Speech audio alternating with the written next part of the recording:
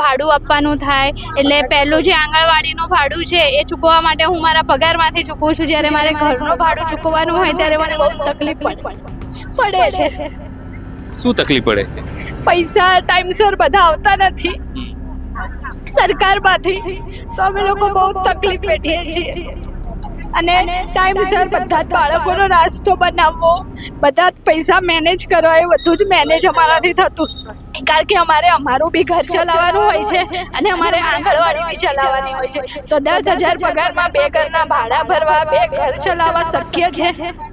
તો સરકારે અમારા બધા બહેનોની વાત સાંભળીને એમની ઉપર થોડો દયા ભાવ રાખવો જોઈએ. લાગે છે કે સરકાર ખાલી વાતો કરે છે કે અમે મૃદુ અને મક્કમ છીએ. હા, સાચી વાત છે. કારણ કે જો આટલા બધા પ્રોગ્રામો, આટલા બધા ફેસ્ટિવલોની ઉજવણી થતી હોય તો બહેનો માટે બી થોડા પૈસા ખર્ચ કરવા જોઈએ, કે જે બહેનો પોતાના છોકરા નથી સાચવતી અને બીજાના છોકરા સાચવે છે તો એમની ઉપર થોડો દયા ભાવ રાખવો જોઈએ. કેમ રડી કેમ પડો છો? કેમ રડો છો? કેમ રડવાનું શું કારણ છે? શોષણ થાય છે એવું લાગે? શોષણ થાય છે એટલા માટે. મોદી સાહેબ જે કહે છે ને કે મહિલાના સન્માન આપો, માન આપો, પણ હવે એ ભૂલી ગયા છે કે મહિલાનું સન્માન એટલે શું.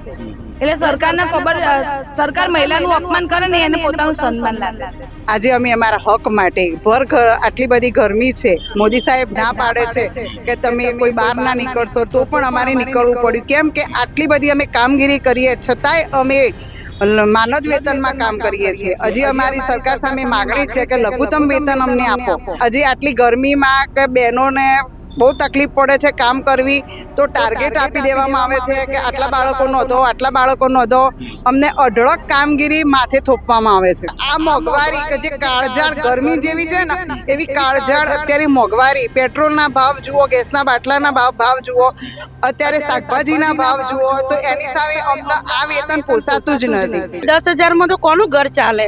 પણ મોદી સાહેબને એટલી ખબર નથી પડતી કે બહેનો આટલી મજૂરી કરવા છતાંય એમનું ઘર એ પોતે પૂરું નથી કરી શકતા.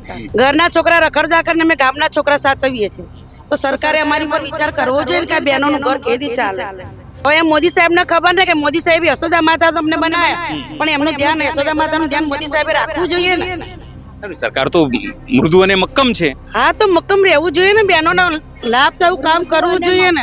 એક બાળકનો અમને 1 રૂપિયો ને 30 પૈસા સવારના નાસ્તાના મળે છે. 1 રૂપિયો ને 30 પૈસા નાસ્તામાં? પૈસાનો નાસ્તો અમારે બાળકને આપવાનો હોય, એક બાળકને. હવે એને સરકારે પકડીને ભેગી કરીને બરાબર કરવી છે કંજીર. પણ શું કહો છો?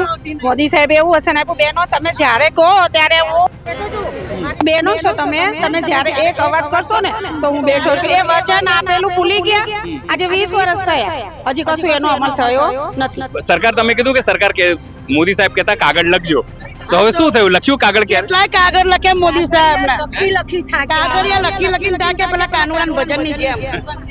પણ તો કેમ નથી તારા મનમાં નથી. શું કહો છો? કાગળિયા લખી થાક્યા પણ મોદીના મનમાં નથી.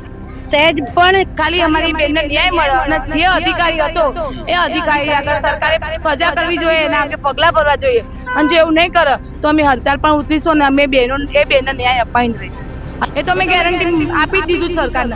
અમારા મોબાઈલમાં કંઈ કામ નહીં થાય, એમના મોબાઈલમાં કામ થશે તો કરીશું. એટલે હું મારી બહેનોને પણ એવું કહું છું કે ના થાય તો સ્ક્રીનશોટ કરીને તમારા ગ્રુપમાં મૂકો. તો ખાલી સરકારે આપવા ખાતર મોબાઈલ આપ્યા છે એનો પણ કોઈ મતલબ નહીં. અને અત્યારે તો આટલી ગરમીમાં બહેનોને વસ્તી ગણતરીનું કામ આપ્યું, અને એવું કહે છે કે વસ્તી ગણતરીના કામમાં ઓર્ડરમાં ચોખ્ખું લખ્યું છે કે 3જા અને 4થા વર્ગના કર્મચારી. તો સરકારે હજુ અમને 3જા 4થા વર્ગના કર્મચારી તો જાહેર નથી કર્યા. ગમે ત્યાંથી લાવો, આડોશમાંથી લાવો, પાડોશમાંથી લાવો, તમારે કોઈ સગાના ત્યાંથી લાવો, પણ અમને 70 નો ટાર્ગેટ પૂરો કર્યા. એટલે અત્યારે બહેનો આટલી ગરમીમાં પણ 43-45 સુધી ડિગ્રી હોય ત્યાં સુધી પણ બહેનો હજુ સુધી તમે જો બધી રોડ ઉપર છે. સવારે આંગણવાડી જઈએ ને ત્યારે અમારે 100 રૂપિયા જોઈએ કે બાળકો માટે નાસ્તો બનાવવાનો હોય. અમને છેલ્લે 2018 પછી અમારું નાસ્તાનું દર છે, એમાં 1 રૂપિયાનો પણ વધારો થયો નથી. તમે વિચારો 1 રૂપિયા 30 પૈસામાં અને 2 રૂપિયા 80 પૈસામાં અમે શું બાળકને આપી શકીએ?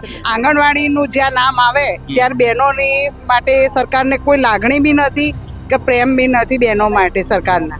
કે બસ બહેનો તો 10,000માં કૂટાય છે અને કૂટાવા દેવાની, ભલે એમના છોકરાઓ. સરકારને બાળકો પ્રત્યે કોઈ પ્રેમ જ નથી, ખાલી સરકારને બોલવું જ છે. 15 તારીખ સુધી અમારો પગાર નથી થતો, તો 15 તારીખ સુધી અમારે ઘર કેમનું ચલાવો? ચલો અમારું છોડો, અમે કામ કરીને જઈએ છીએ, પણ કાર્યકર બહેનો તો 24 કલાકની કામગીરી, 24 કલાક તમે મોબાઈલ લઈને થોડી બેસી રહો છો. દરમાં વધારો કર્યો હોય, પોષણ દરના એમાં બી વધારો કર્યો હોય, અને કંઈક સારું અનાજ કે જે અમને ચોખા ને બધું આપે છે એ બી સારી ક્વોલિટીનું થોડુંક આપ્યું હોય. તમને લાગે છે કે નથી સરકારને કોઈ દયા ભાવના નથી, ના મહિલાઓ પ્રત્યે ના બાળકો પ્રત્યે? ખાલી એ તો વાતો છે સરકારની કે મહિલા સશક્તિકરણ. અમદાવાદ જિલ્લામાં જાન્યુઆરી મહિનાથી આજ 6 મહિના થયા પૂરક પોષણનો બિલ આવ્યું, તો 6 મહિનાથી અમે બહેનો ઘર ચલાવે કે આંગણવાડી ચલાવે. અમારી બહેનો છે ને, તમે નહીં માનો, ચોખ્ખું કહો કે દાગીના ઘીરે મૂકીને બી પોતાની ઘર અને આંગણવાડી ચલાવે છે. એવી પણ બહેનો છે કે દાગીના ઘીરે મૂકેલા છે બહેનો. એટલે સાચી દેશભક્તિ તો તમે લોકો કરી રહ્યા છો, રાષ્ટ્ર ભાવના તો તમારામાં છે. જે લોકો દિલ્હી બેઠા છે કે ગાંધીનગર બેઠા, એ લોકો ખાલી ફાંકા ફોજદારી કરે છે એવું લાગે છે. એટલે સરકાર ફાંકા ફોજદારીમાંથી ઊંચી જ નહીં આવતી, પણ બીજાનું ક્યાં જોવાની છે.